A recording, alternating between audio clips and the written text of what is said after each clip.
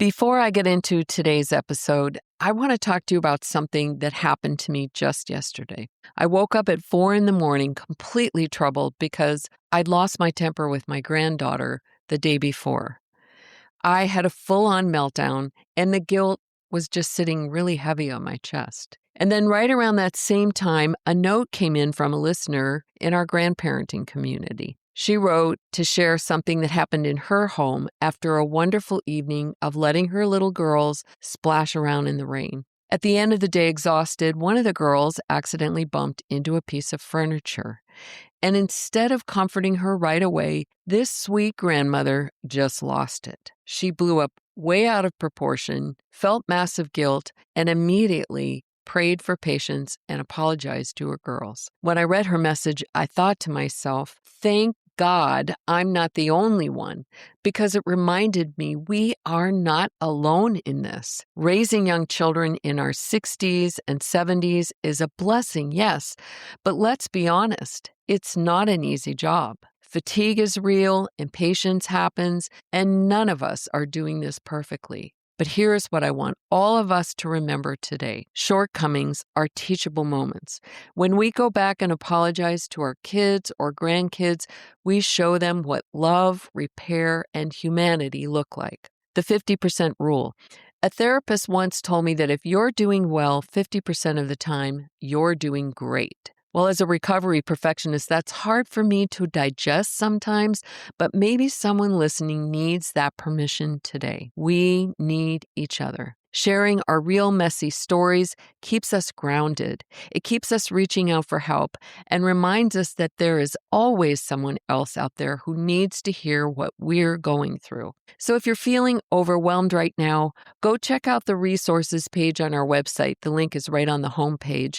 And print out the 5 C's sheet from Dr. Lindsay Emerson that we discussed in episode 108. Keep it on your fridge, as I do, as a gentle reminder for those high-stress moments. And to our listener who wrote in, thank you. Thank you for your courage. Your story helped me get through my morning today, and I know it's going to help so many other listeners right now.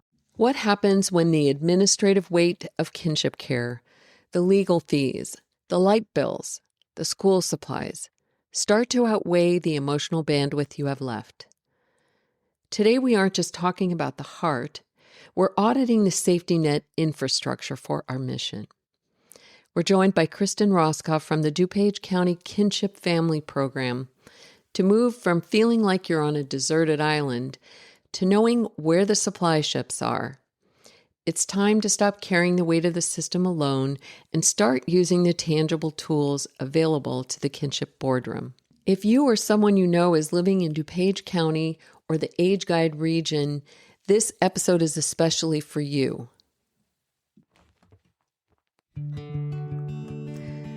Welcome to Grandparents Raising Grandchildren, Nurturing Through Adversity. In this podcast, we will delve deep into the challenges and triumphs of grandparents raising grandchildren. As we navigate the complexities of legal, financial, and emotional support, I invite you to join us on a journey of exploring thoughts, feelings, and beliefs surrounding this growing segment of our society. Drawing from real stories and expert advice, we will explore the nuances of child rearing for children who have experienced trauma and offer valuable resources to guide you through the intricate journey of kinship care. We'll discuss how we can change the course of history by rewriting our grandchildren's future, all within a supportive community that understands the unique joys and struggles. This podcast was made especially for you. Welcome to a community where your voice is heard, your experiences are valued, and your journey is honored.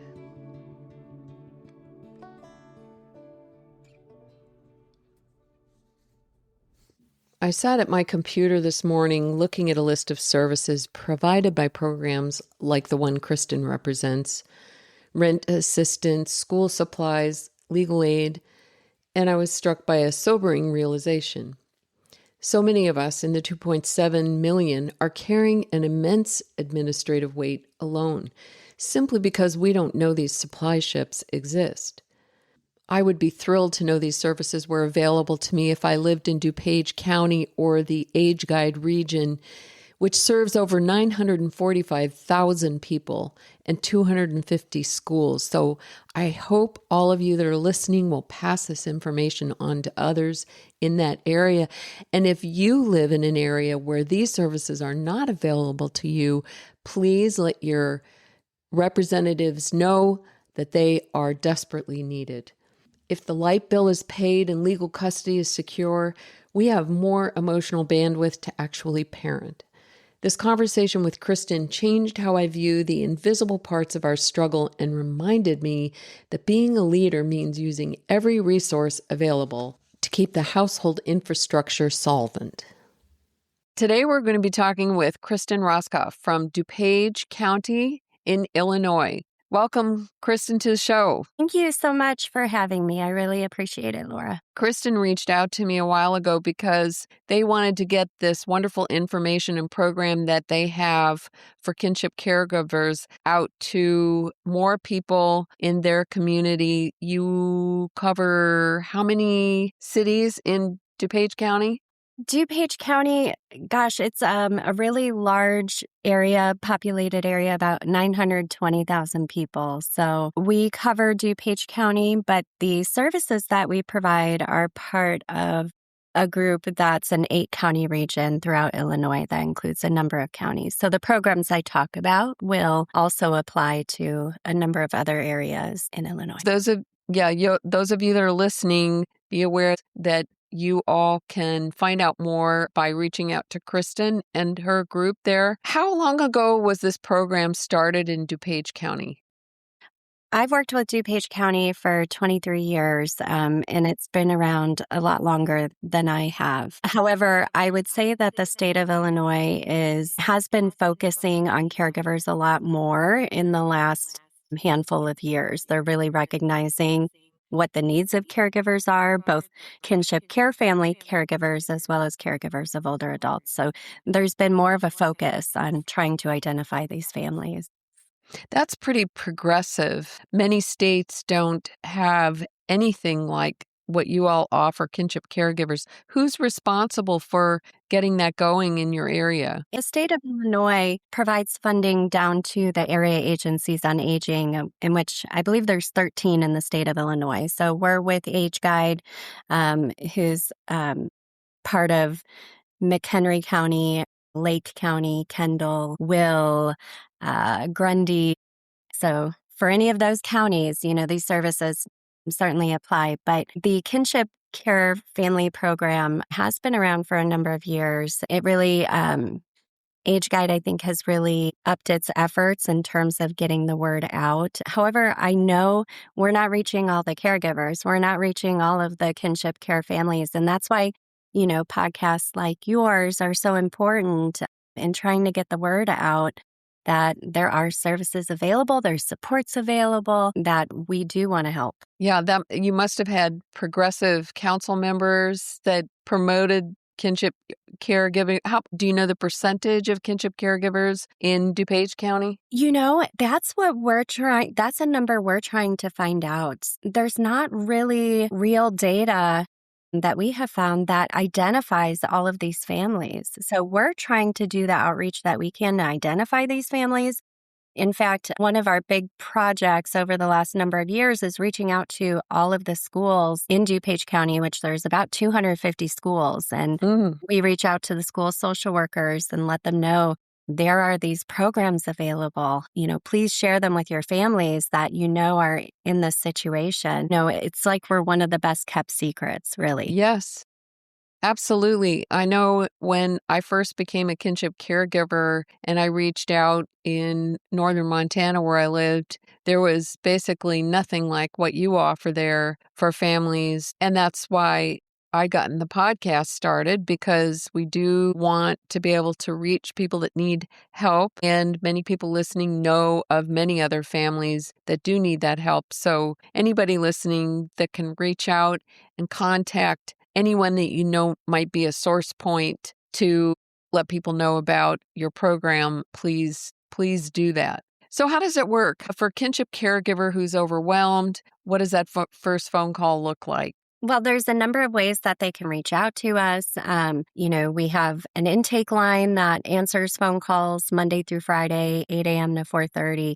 We also have what is called a 211 information line. So it's 24 hours where people can reach out that way. But when we do our outreach to the schools and different organizations that may come across kinship care families, we do provide a direct contact to our staff that are working with kinship care families.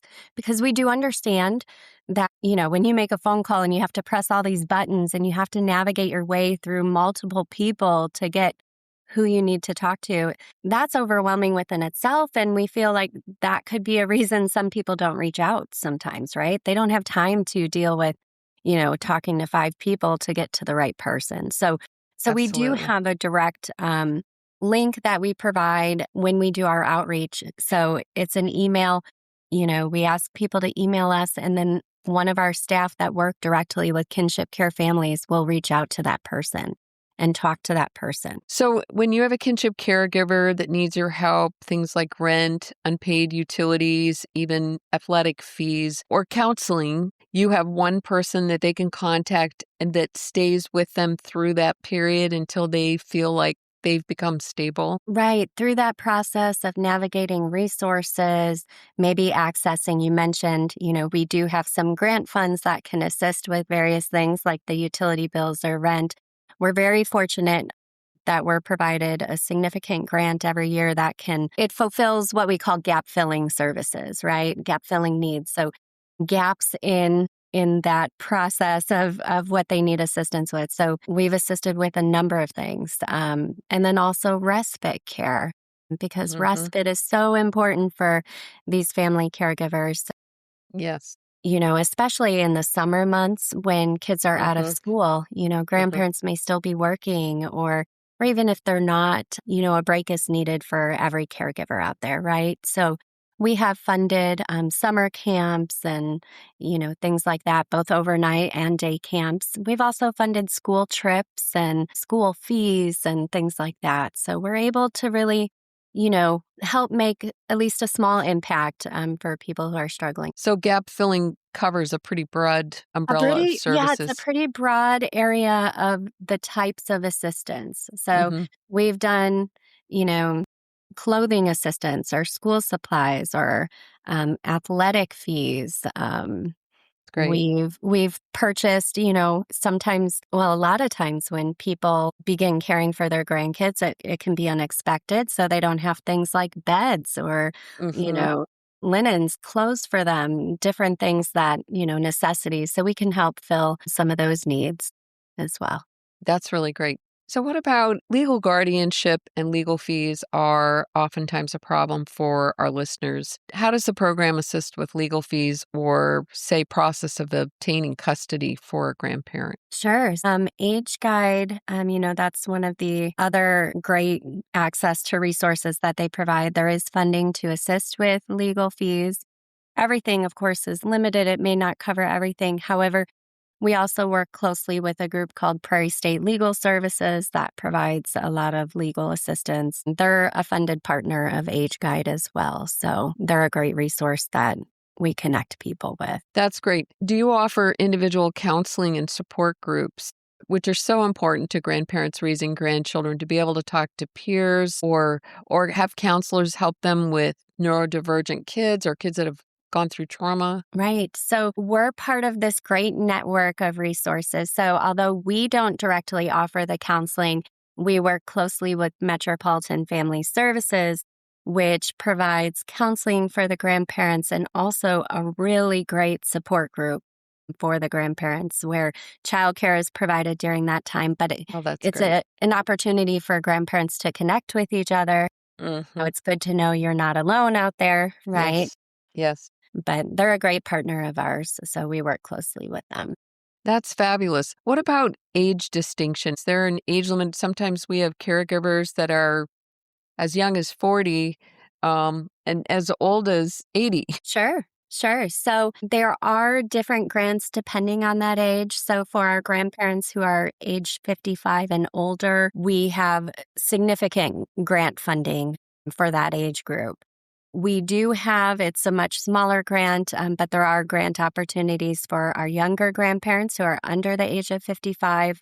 The amount of assistance may look a little bit different, and unfortunately, that grant isn't as large. So it has the ability to become depleted sooner. But we do have, in general, the ability to help grandparents or other relatives raising children of all ages. Is there a website for them to inquire, or do you suggest people reaching out to you by phone? What's the best way for people to contact you? I think the best way for people to contact us regarding this program would be by email. We have multiple staff manning that email. That's the best way to reach out to be able to be connected to somebody. We do also have a website that provides information about the different services we offer that people can go to for information. But in terms of connecting with someone to work with, I would say the email is the best way to go. And what's that email? The email, it's one word, senior outreach at DuPage County. So DuPageCounty.gov. Okay, great. We'll put that in the show notes, a link in the show notes, so people can reach you easily that way. That's wonderful. Well, I have 3 standard questions that I'm asking all of those that I'm interviewing this year. I have one for you about systems. The legal and financial systems were often built for very traditional nuclear families. What do you see in your position as the biggest gap that kinship families fall through? And how does your program bridge that divide? Yeah. So, in terms of, I posed this sort of question to my staff who work directly with kinship care families in terms of what the biggest gap that they see. Of course, just financial in general is a big thing because, some of our grandparents are retired on a fixed income, but Yeah. housing has been a really big issue. Mm. We have grandparents who are living in a 1-bedroom apartment that take in, kids, and housing is very expensive in our area. The subsidized housing that's available for older adults is unfortunately only for older adults. Right. It's not for older adults and their grandchildren. Yeah. Our Section 8 program is overwhelmed and overloaded. The Mhm. wait list is a number of years long. Mm. We need housing that is for these families. Isn't that interesting? I'm sure it's that way across the country, especially in larger populated areas like yours. Yes, and just the cost of housing is astronomical, and it's hard to even find places to rent these days. So housing is a really big issue. So, do you find people are working for grants in that particular area of support in DuPage County? Housing has become a big topic in our area. Our county board has really started to focus on the housing needs of all the housing needs, Mm. not just for, our older adults or our families, but also for staff that work for the county. Mm. Housing, again, costs are astronomical. So the state of Illinois has put together a work group in regards to ending homelessness. And because we do have grandparent families that are homeless as well, and that should not happen, Wow. right? No. So Yeah. it is being talked about. Action is being taken, and we see Mhm. action being taken, but we know that takes a long time, right? Yeah. Well, actually, I'm working with another woman to get some of this in front of different members of legislature. And that's an important topic that I don't think anyone that I've interviewed yet has addressed. So I'm adding that to the list of, that's a priority, right? A lot of grandparents raising grandchildren lose their homes because it's more important to feed a child and lose a home, which is one of your significant assets if you own one. So housing, yes, is definitely important. Thanks for bringing that up. The policy question I have is, if you were head of community services for the whole country, what is the one resource every grandparent raising grandchildren should have, and why? Well, and And I hate to say the same thing, but affordable housing.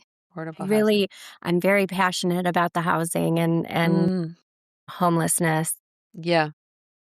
There should be maybe special housing vouchers for Hmm. grandparents or other relatives who take in children, right?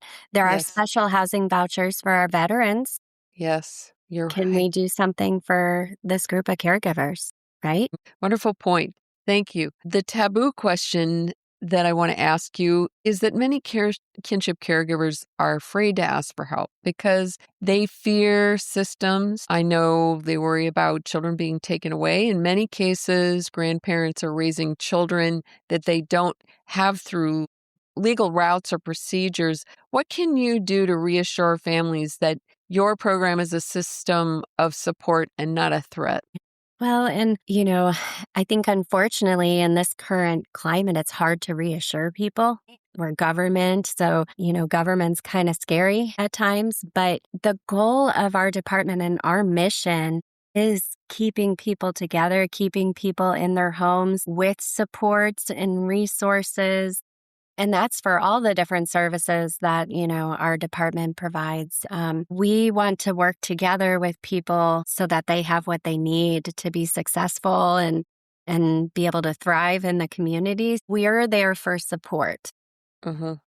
But how do you convince people of that? I think we just show them by the work that we do.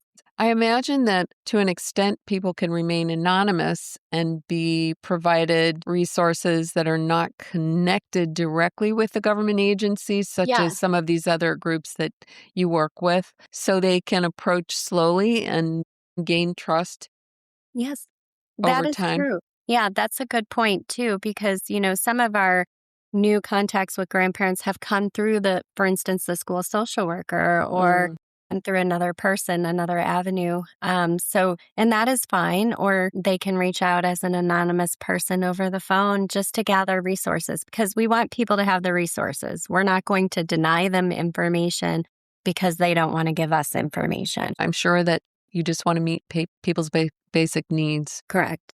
Well, that's great. Those are all the questions I have for you today. Um, I think the work you're doing is wonderful. I would love to see in the future that all cities and counties across the board meet the needs of especially kinship caregivers that are over the age of 55. When you see that people are losing housing when they're genuinely caring for children and trying to give them a better life, it shouldn't be that way, not in this country. Well, thanks, Kristen. Thanks so much for coming on the show. And we'll definitely get this information out to the public. I hope we can reach a lot of people that need this information. Thank you so much. And thank you so much for having DuPage County on today and helping us share and spread the word of the great resources that are available. So Yeah. thank you. Good job. Thank you for the work you do. Thank you. If everyone listening would post this on their Facebook page, perhaps we can reach the people that need to hear. There's someone out there in the DuPage County or the AgeGuide region of Illinois that could use help with legal aid or school supplies, and that would buy back an hour of soul this week for them. We're trying to build a boardroom of support. We don't have to navigate this 401k drain or legal bottleneck alone. And I hope you'll join us next week for episode 125 with Kate Markland. Kate spent 20 years as a physiotherapist, training herself to listen not to symptoms but to the stories beneath them. But her real masterclass in listening began during a court-ordered separation from her son, Gabriel. With only 1 hour of FaceTime a week, Kate refused to let that hour be defined by grief. Instead, she asked Gabriel, "Do you want to be the hero of your own story?" So together, they created a magical world called Coral Cove, turning their shared hour into a #1 Amazon bestseller.